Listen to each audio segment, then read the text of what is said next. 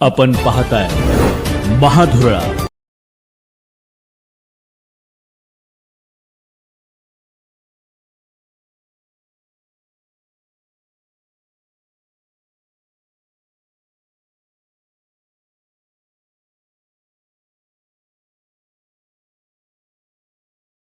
नमस्कार, महाधुरळा यूट्यूब चॅनलमध्ये आपलं मनापासून स्वागत।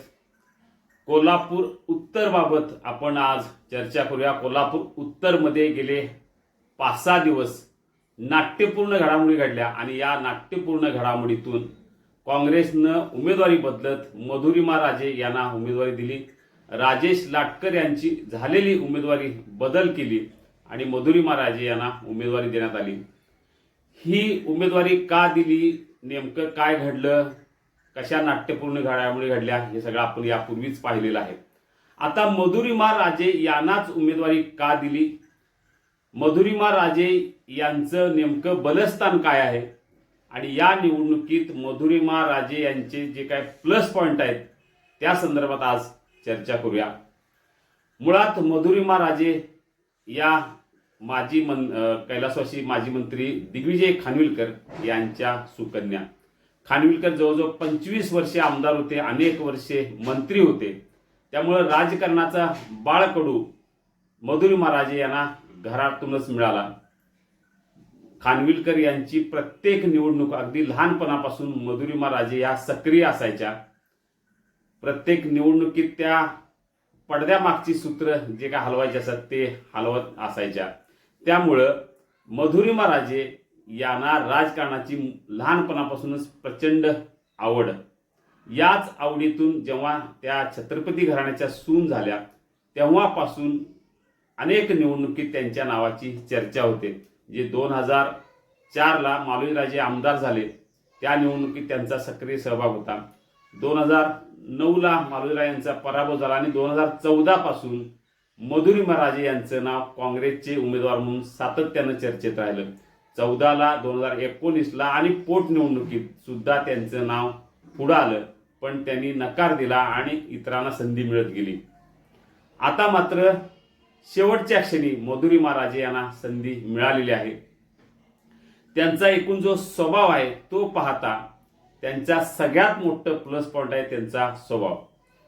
छत्रपती घराण्यातल्या सून असूनही किंवा अनेक वर्षे म्हणजे 25 वर्षे आमदार असलेल्या खानविलकरांची कन्या असूनही सर्वसामान्य जनतेमध्ये मिसळण्याची त्यांची जी कला आहे ती ती लोकांना अपील होणारी आहे। सर्वसामान्यात मिसळणाऱ्या, आपलंसं करणाऱ्या, सर्वांशी थेट संपर्क, अतिशय चांगला सुसंवाद, यामुळं मधुरिमा राजे यांचा हा सगळ्यात मोठा प्लस पॉइंट आहे। जशा शिवाजपेठ, मंगळवारपेठ, बुधवारपेठ या पेठेतल्या त्यांचा जसा सक्रिय सहभाग असतो किंवा आपलेपणा असतो, थेट संपर्क, थेट सहभाग असतो, तसा उच्चभ्रू वस्ती जे आपण समजतो म्हणजे अगदी राजारामपुरी, नागाळ पार्क, ताराळ पार्क या सगळ्या भागातही त्यांचा संपर्क आहे।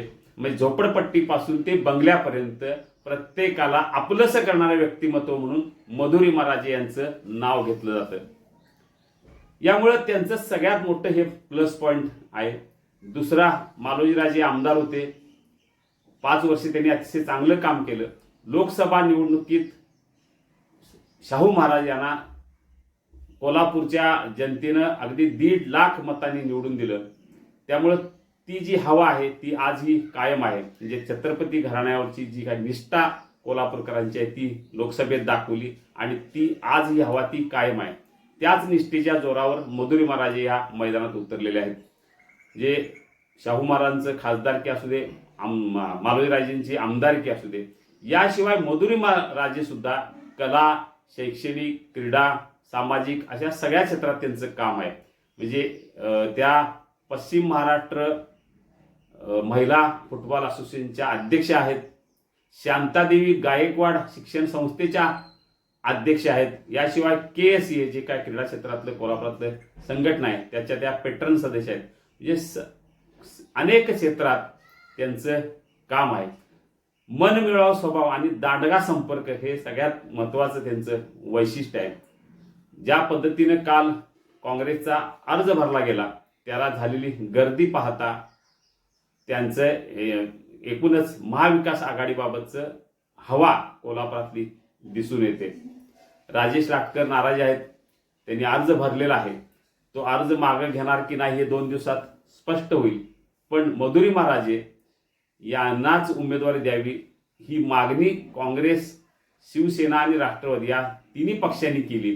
म्हणजे उमेदवारीवर काँग्रेसमध्ये 2 गट होते, पण जेव्हा मधुरिमा राजे यांचं नाव आलं तेव्हा मात्र सगळ्यांनी मिळून त्यांचं एकट्याचं नाव घेतलेलं आहे.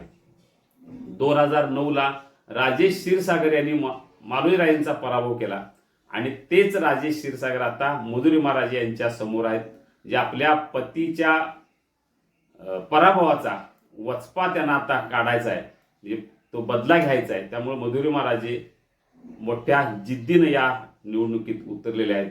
म्हणजे कॉलेजमध्ये GS असल्यापासून किंवा घरात आमदार आणि मंत्री असताना त्यांचा वारसा, इकडे छत्रपती घराण्यात आल्यानंतर खासदार, आमदार असा त्यांचा वारसा, म्हणजे राजकीय वारसा जपत असताना सामाजिक शैक्षणिक क्षेत्रात काम करणाऱ्या मधुरिमा राजे यांची उमेदवारी आता कोल्हापूर उत्तरमधून निश्चित झालेली आहे. त्यांनी अर्ज भरलेला आहे. एकूणच या मधुरिमा राजे यांना आणखी काही गोष्टी ह्या पोषक ठरल्या आहेत. सगळ्यात महत्त्वाचं जिल्हाध्यक्ष सतेज पाटील यांची व्यूहरचना यंत्रणा, कारण अनेक निवडणुका जिंकण्याचे कसब त्यांच्याकडे असल्यामुळं त्यांची यंत्रणा या कामात निश्चितपणे लागणार आहे. शाहू महाराज आता खासदार आहेत, त्यामुळं त्याचाही उपयोग मोठ्या प्रमाणात मधुरिमा राजे यांना होईल. अनेक वर्षे त्यांनी काँग्रेसचंच काम केलेलं आहे. म्हणजे घरातील उमेदवार असो किंवा नसो, काँग्रेसच्या उमेदवाराचा त्यांनी अतिशय प्रामाणिकपणे प्रयत्न केलेला आहे. त्याचाही फायदा त्यांना होईल, कारण काँग्रेसचे सगळे काँग्रेसला मानणारे त्यांच्या सोबत राहतील. जे पेठापासून ते नागाळ पार्क, तारावी पार्क, शिवाजी पार्क हा सगळा जो काय उच्चभ्रू वस्ती आहे, ह्या सगळा परिसर त्यांच्या सोबत राहण्याची शक्यता आहे काँग्रेसच्या विचारावर. याशिवाय शिवसेना सुद्धा आपल्याला तिकीट मिळावे अशी मागणी करत होती, पण तिकीट मिळत नाही हे लक्षात आल्यानंतर त्यांनीही मधुरिमा राजे यांनाच पाठिंबा दिलेला आहे. त्याचाही फायदा त्यांना निश्चितपणे होणार आहे. राजकारणात प्रचंड रस त्यांना आहे. अनेक वर्षे त्या राजकारणात आहेत.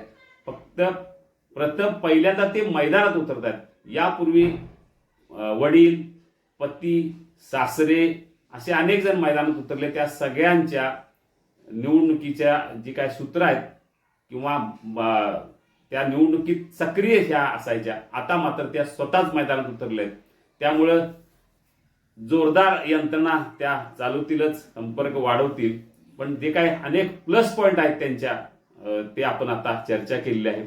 अजून निवडणुकीला 15 ते 20 दिवस आहेत.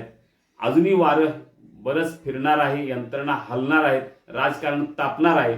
नेमकं कोल्हापूर उत्तरमध्ये आणखी काय काय होईल या संदर्भात जर आपल्याला राजकीय अपडेट हवे असतील तर सबस्क्राईब करा महाधुरळा YouTube चॅनल. धन्यवाद. कोल्हापूरचा मान आणि विश्वास घाटगे ग्रुप. घाटगे ग्रुपचा अभिमान आणि श्वास माय TVS. गेली 25 वर्ष कोल्हापूरकरांना अखंड सेवा देणाऱ्या आणि तब्बल 10 लाख समाधानी ग्राहकांची कमाई करणाऱ्या अनेक पारितोषिकांनी सन्मानित माय TVS. ट्रस्ट, व्हॅल्यू, सर्व्हिस या TVSच्या त्रिसूत्रीला अनुसरून माय TVS कटिबद्ध आहे सर्वोत्तम आणि तत्पर सेवा सुविधांसाठी. TVSच्या प्रत्येक वाहनाची प्रात्यक्षिकासह माहिती, एक्सचेंज, फायनान्स सुविधांसह हजर स्टॉक मध्ये. TVS वाहनांची श्रेणी आणि कलर, मॉडेल बाबत निवड करण्या एवढी व्हरायटी. माय TVS मधून कोणतीही 2-3 व्हीलर खरेदी करा आणि विक्री पश्चात सेवा म्हणजेच काय याचा सुखद अनुभव घ्या. प्रशिक्षित तज्ञ मेकॅनिक, 7ही दिवस खुले असणारे अत्याधुनिक प्रशस्त ऑटोमेटेड वर्कशॉप आणि original spare parts. TVS showroom my TVS. आणि माय TVS म्हणजे where service is tradition. My TVS 517 E Pune Bangalore road Kolhapur.